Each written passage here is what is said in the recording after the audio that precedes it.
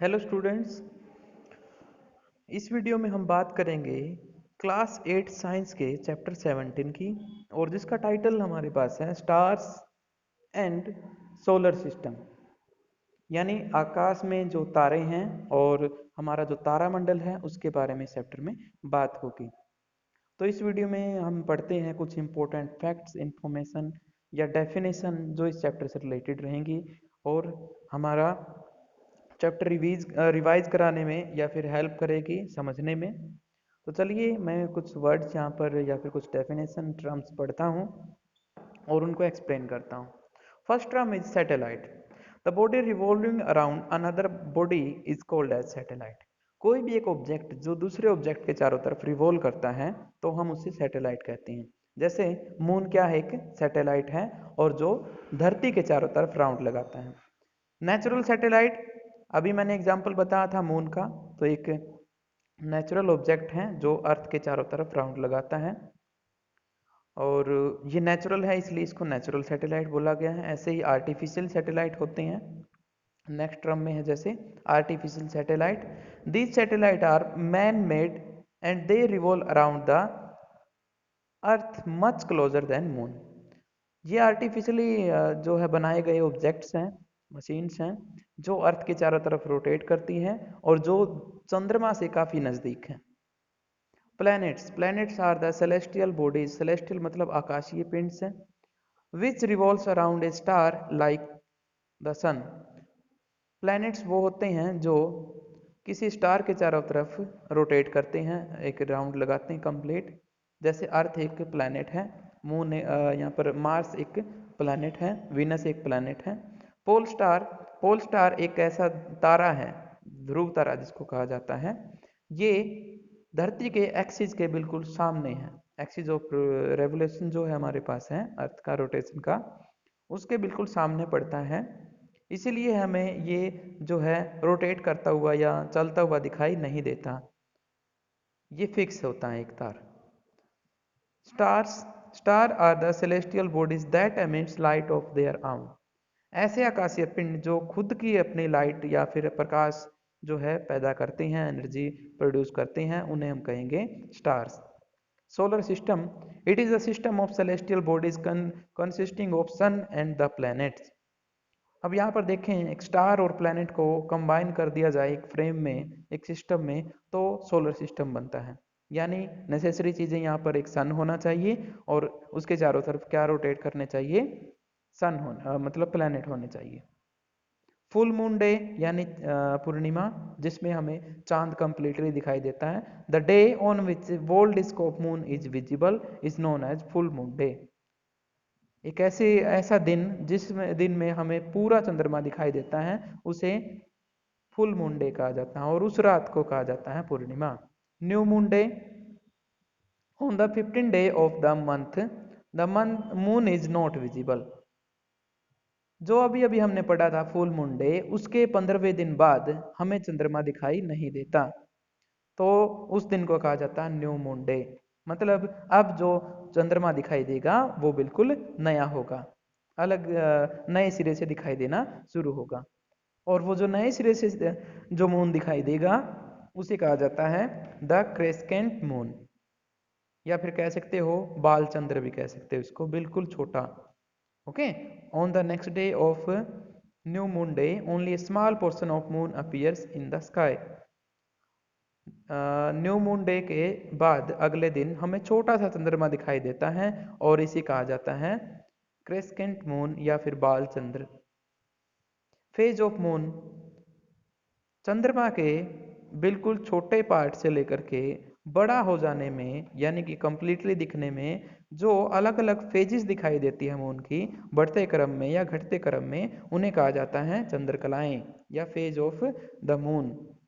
Great bear एक तारामंडल है, एक फेमस कंस्टेलेशन है जो हमें दिखाई देता ज़्यादातर गर्मियों में और नॉर्थ की तरफ दिखाई देता है। एक तरह से एक क्वेश्चन मार्क की तरह है, अगर आप ध्यान से देखेंगे इसे तो एक क्वेश्चन मार्क की तरह हमें दिखाई देता है। ओराइन एक और तारामंडल है जो काफ़ी फेमस है और इसे व्याध तारामंडल भी कहा जाता है, मतलब एक शिकारी की तरह दिखाई देता है। It is a well known constellation that can be seen during winter in the late evening. अगर आप इसे देखना चाहते हैं तो अभी सर्दियों का मौसम है और साउथ की तरफ इसे देख सकते हैं 10 बजे के आसपास। The brightest star in the sky is located close to Orion is Sirius. Sirius एक तारा है जो ओरायन के पास मौजूद है। ओरायन तारामंडल के पास एक बहुत ही चमकदार तारा होता है। उसके अलावा आकाश में आपको उस जितना चमकदार तारा दिखाई नहीं देगा। इसे साइरिस कहा जाता है। ये सन के बाद दूसरा सबसे नजदीक का तारा है जो हमारे नजदीक है। द अर्थ, अर्थ का आपको पता है ये हमारे प्लेनेट को अर्थ कहा जाता है और ये 8 प्लेनेट में से एक प्लेनेट है। अब प्लूटो को एक प्लेनेट नहीं माना जाता, तो इसलिए हमारे जो प्लेनेट हैं वो 8 रह जाते हैं। The sun nearest star from earth, earth के जो सबसे नज़दीक का स्टार है उसे हम सन कह रहे हैं। Orbit, the planet has a definite path in it revolve around the sun. अब प्लेनेट को अगर सन के चारों तरफ राउंड लगाना है तो एक फिक्स पीरियड में लगाता है और फिक्स रास्ते पर लगाता है। उस फिक्स रास्ते को कहा जाता है orbit. This path is called orbit. Period of revolution, जो निश्चित समय होता है एक प्लेनेट को जो लगता है सन के चारों तरफ एक कंप्लीट राउंड लगाने में, उसे कहा जाता है पीरियड ऑफ रेवोल्यूशन। धरती को सूर्य के चारों तरफ एक पूरा राउंड लगाने में कितना टाइम लगता है? 365 दिन और 6 घंटे। वीनस एक और स्टार है जो नियर स्टार है अर्थ के, जो बहुत चमकदार दिखाई देता है। मतलब वीनस एक प्लैनेट है जो धरती के बहुत नज़दीक है और बहुत ब्राइट दिखाई देता है। मार्स, मार्स एक और प्लैनेट है जो धरती के नज़दीक ही है और अगर डिस्टेंस की बात करें तो धरती के सबसे नज़दीक वाला प्लैनेट है। इट अपीयर्स लाइटली रेडिश, ये लाल दिखाई देता है, इसीलिए इसको क्या कहा जाता है? लाल ग्रह कहा जाता है, red planet. Jupiter the largest planet of the solar system. हमारे सोलर सिस्टम में जो सबसे बड़ा ग्रह है वो जुपिटर है। Saturn, this planet appear yellowish in colours. अगर कलर की बात करें तो सैटर्न यानी शनि ग्रह कैसा दिखाई देता है? थोड़ा येलो दिखाई देता है। It has beautiful rings around it, और इसके पास खूबसूरत वलय होते हैं, रिंग्स होते हैं इसके चारों तरफ, और इसे शनि ग्रह कहा जाता है। यूरेनस एंड नेपच्यून, वो ग्रह जो शनि के बाद आते हैं, यूरेनस आता है और उसके बाद नेपच्यून आता है, तो इन्हें आउटर मोस्ट प्लैनेट कह सकते हैं हम अपने सोलर सिस्टम के। Comets, there are number of solar system which revolve around the sun in highly elliptical orbit. Comets वो उल्कापिंड होते हैं, उल्कापिंड को कहा जाता है यहाँ पे, जो एलिप्टिकल वे में ट्रैवल करते हैं और ये कुछ खास टाइप के होते हैं। मतलब जब ये सन के पास से गुजरते हैं तो इनको एक तरह से इनके जो गैसेज होती हैं इनमें मौजूद होती है वो सन से दूसरी डायरेक्शन में ट्रैवल करना शुरू कर देती हैं, तो एक तरह से पूंछ बन जाती है उनकी और ये काफ़ी टाइम तक हमें दिखाई देते हैं। मेट्योर कह सकते हो उल्कापिंड। They are also called shooting star because they are observed as bright streak of light in the sky. टूटे हुए तारे आपने बहुत बार देखे होंगे, उन टूटे तारों को मेट्योर कहा जाता है। वो आकाशीय पिंड जो बृहस्पति और मंगल ग्रह के बीच में मौजूद होते हैं, एक बेल्ट होती है कंप्लीटली, जिसे मेटेओर बेल्ट कहा जाता है, जिसमें बहुत सारे ऐसे ऐसे पत्थर से पड़े हैं, और जब कोई ऐसा भटका हुआ पत्थर धरती की तरफ आ जाता है तो वो आकाश में क्या होता है, उसका घर्षण होता है धरती के आकाश में, और उससे वो जलना शुरू कर देता है और तब एक चमक सी दिखाई देती है और हम कहते हैं कि एक तारा टूट गया। वो मेटेओर होता है।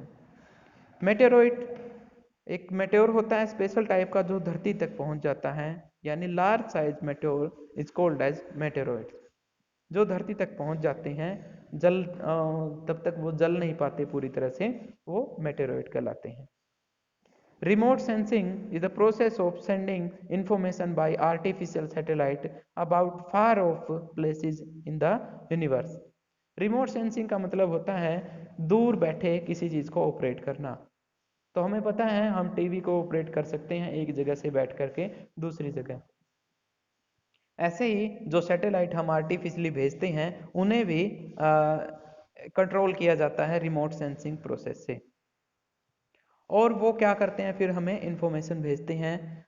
आर्टिफिशियल सैटेलाइट इसीलिए भेजे जाते हैं कि वो बाहर यूनिवर्स की हमें क्या दे सकें, इंफॉर्मेशन दे सके। तो ये कुछ इंपॉर्टेंट फैक्ट्स थे जो हमने पढ़े, और मुझे उम्मीद है आप इससे रिलेटेड जो है आप अपना सिलेबस कंप्लीट करेंगे और याद रखेंगे इन चीज़ों को। Okay, all the best.